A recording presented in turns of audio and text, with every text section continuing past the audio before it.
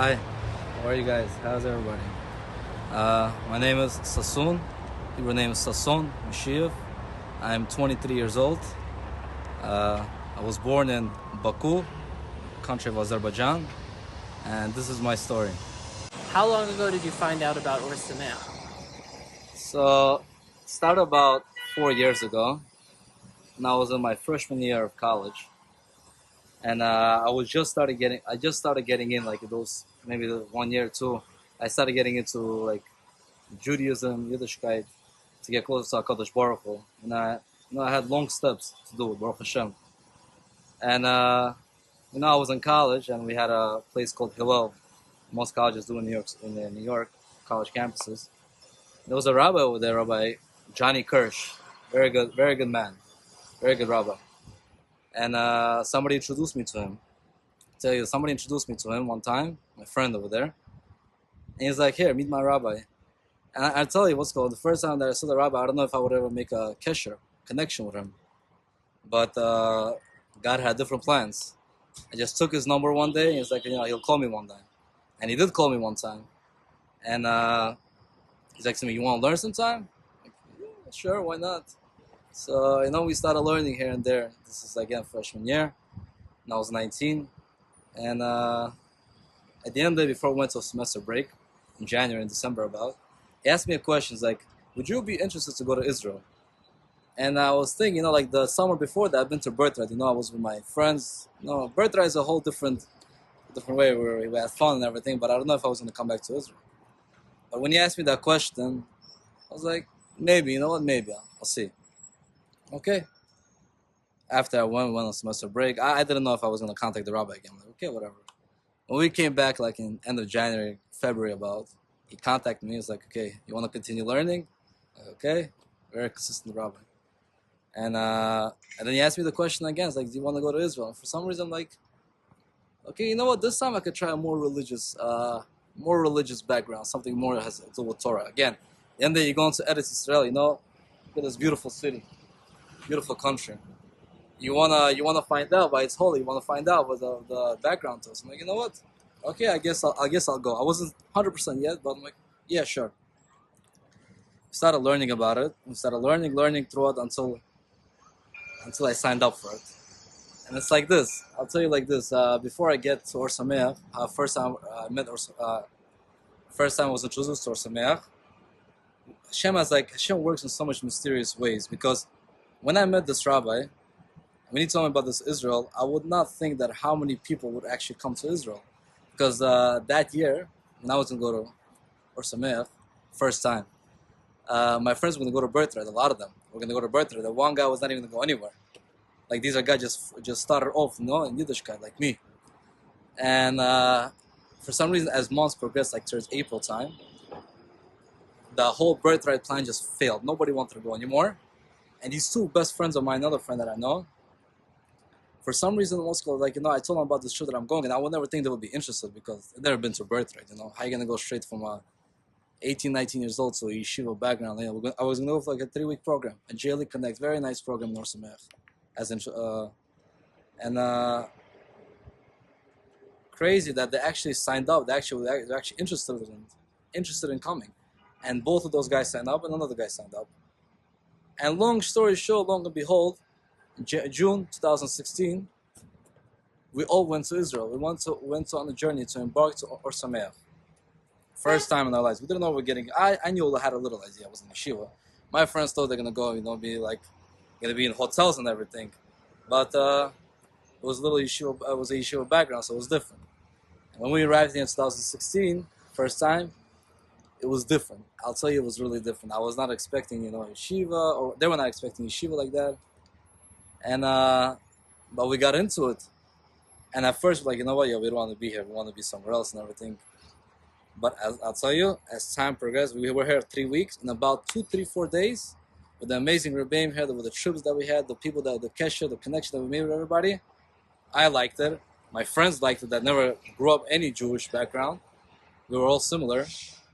And we had very fun time. We had a very good time in those 3 weeks. And that was the first time that I was introduced to Or Sameach in 2016, 4 years ago. And from that trip, from that trip, my friend who was with me, one of my friends, was the first person in our community, like from our group of circles, that actually went to Israel 2 months later for a full year. This guy didn't come from any Jewish background, any religious background. He was traditional. And he was the first one to embark, and we're all shocked.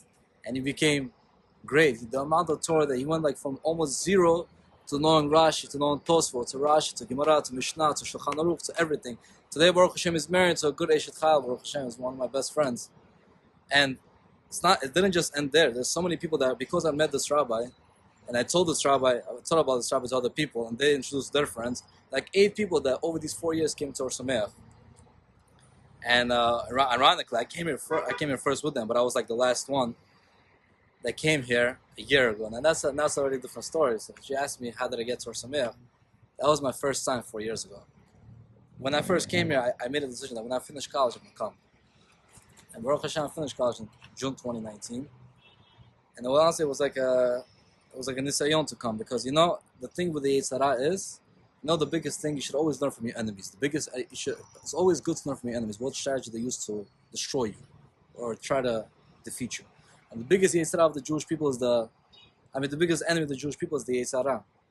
And what is the Yetzer Hara? Yetzer Hara only puts an effort when it has to. When 4 years ago, when I said I'm going to come here 4 years ago, the Yetzer Hara didn't really attack me. Once I know that I already finished college, now that's the next step is Israel, Yetzer Hara puts in work. And Yetzer Hara goes in fully. It does not. Yetzer Hara is about 6,000 years old, And it does not give up. We should learn from it. It doesn't matter how old you are, especially if you're young, you're 23 years old. You gotta put in the work. It says in Pirkei Avot that the day is short, the work is long. The worker is lazy, and the reward is great. That's the day. The days mean your life. Your life is 70, 80, 120 years, whatever Hashem blesses you with. It's short. It's gonna go back quick. It's gonna go by fast. And there's a lot of work to do. There's a mission that you came here for. There's not, especially you're a Jewish person. You came here for a reason. You gotta find what your mission is in this world. You gotta find it, and you gotta tap into it. And like they said, you gotta put in the work where it needs to be. So they said I put in the work for me like 5 months before I came. I was going back and forth, and my parents also not religious, and like they're from Braga. You want to go to work, you want to do this. I thought to myself, like, you know what? I was always pushing it off. Until literally like after Sukkot of 50 Tafshin pay, 57.80 after the Sukkot, my friend, this same friend that the first went to Or Sameach for the first year is like to me, so you going to Or Sameach or what? You going to Yeshiva? And I'm like to myself, how much I could push it off? At the end of the day, when I'm married, and I want my child to come to me, I want them to learn Torah, I want them to be in Derech of Hashem the right way. And he's going to ask me a question, Abba, what does it say in Rashi? What does it say in Gemara? What is the pshat over here? What am I going to tell him? I know I could call my rabbi and always ask him, but what's that? If a kid looks at you, and his father is the one that said, I'm going to call my rabbi, so you know what? When your kid is going to be 25 years old, and he has his own kid, and his own child is going to ask him, say, I'm going to call my rabbi also. There's a story with this father that came to a great Gaon, I forgot which his name is, and he asked him for a blessing. He wants a blessing for his son. So he should be a Ben Torah and everything. Should grow up in the ways of Torah. And the rabbi asked him, well, what about you? He's like, I'm already a father, like I just want to ask, I want for my kid, let him have the bracha. It's like, you know what, when your kid has a kid, I'm going to give him the bracha also, like you're saying. Everything starts with yourself. The chinuch, everything starts with yourself. So I told myself, if I'm not going to do this, and if I'm not going to do this right now, I'm never going to do it. And as you know, guys, we're in the craziest pandemic I've ever been. It's also my first pandemic in my life, in my 23 years. Never seen this in my life. I don't know if the world ever seen like this in such a crazy scale. If I would never come here last year, I don't think I would ever come here now. I don't know if I would be alive or something. I don't know what's going to happen. There's fortunately so many people that passed away from this pandemic. Baruch Hashem, Hashem saved us. Hashem saved so many people that are alive. Should cherish every moment that we're here. And so you know what? I'm like this. My parents didn't want me to go. This. I made a thing like I pray a kippur to Hashem. Please Hashem, I need to go. I want to go.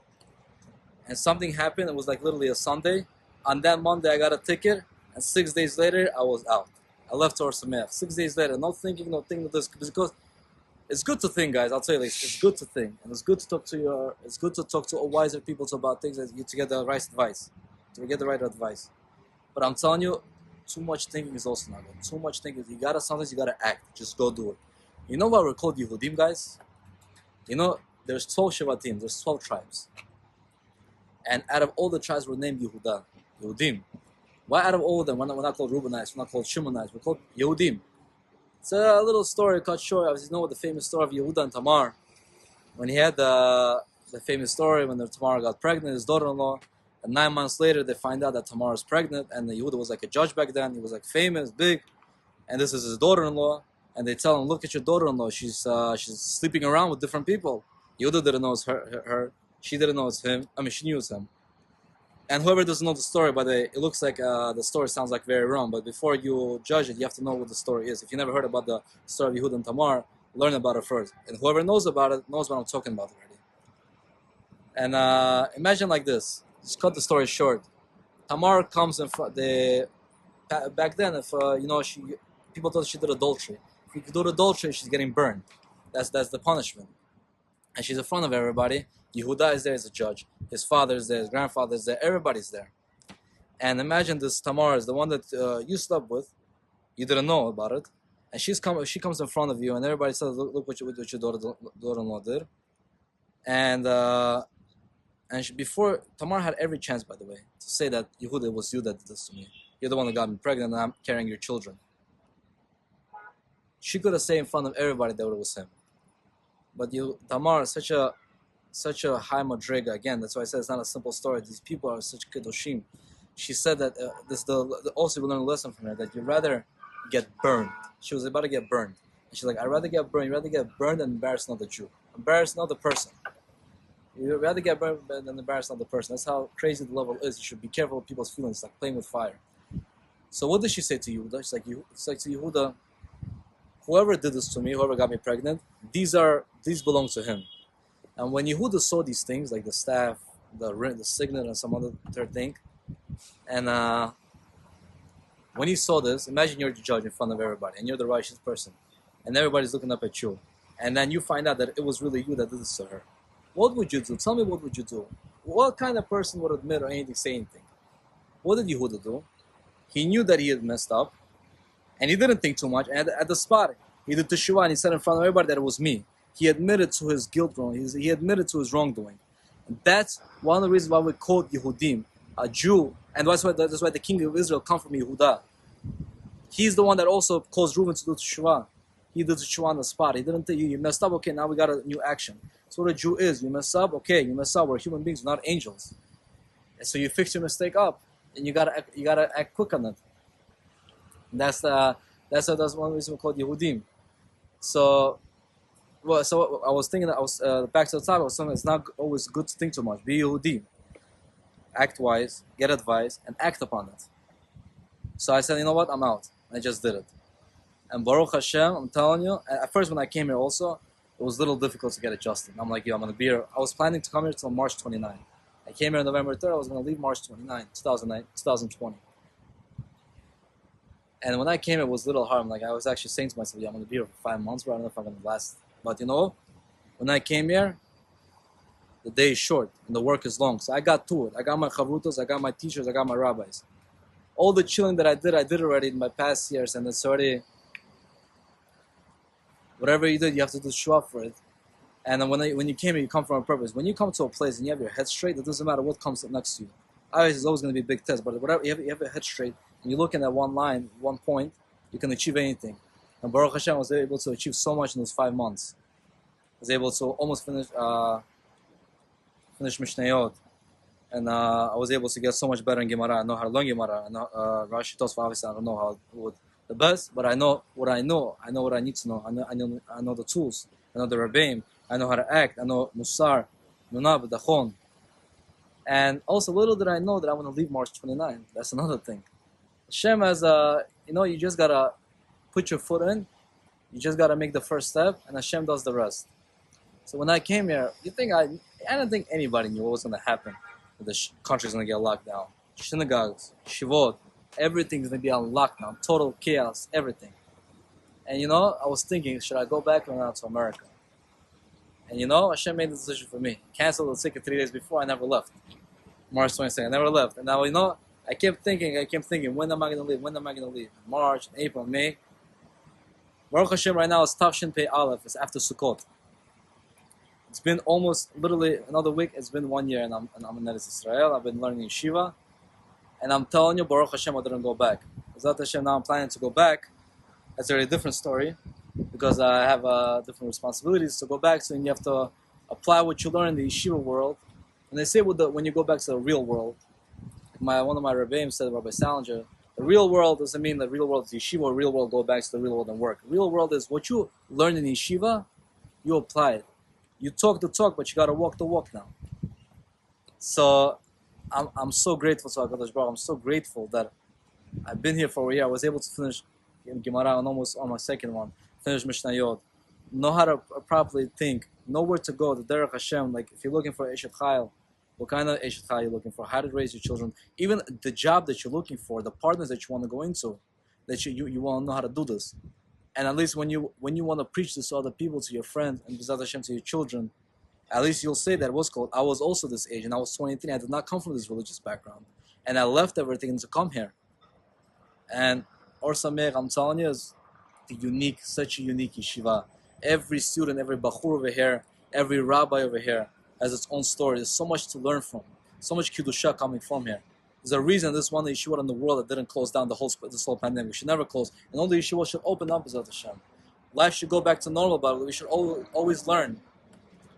We don't need to get a knock on the door, to learn a lesson. Sometimes they say the teacher or the father has to tap you on the hand to make you stop doing something to learn. Listen, why do you have to wait for the tap? Just learn, just continue, just know where the avot, this week's parsha, Noach. If Noach didn't find favor in Hashem's eyes, the whole world would have been destroyed. Just one person. And then we have Abraham. If Abraham didn't do this, where would we be? The whole world would be destroyed. You have to say, just one person, just one Jew, one. You don't understand how much, not even just one human being, or even more if a person is Jewish, is an neshama, as he has such great potential in you. The only way to tap into it, you got to make decisions. Sometimes decisions are hard, but you got to do them. You have to ask Hashem for siyata deshmaya to be successful. What's going to happen in the future? I don't know. I don't even know what's going to happen tomorrow, today's. I don't know. You just got to go ahead and you got to plan. And plan right and plan accordingly. Don't think too much and do what you got to do. And that's the long story short, a little long, that how I came to Or Sameach, and I'm grateful, Baruch Hashem, that I did that in my life.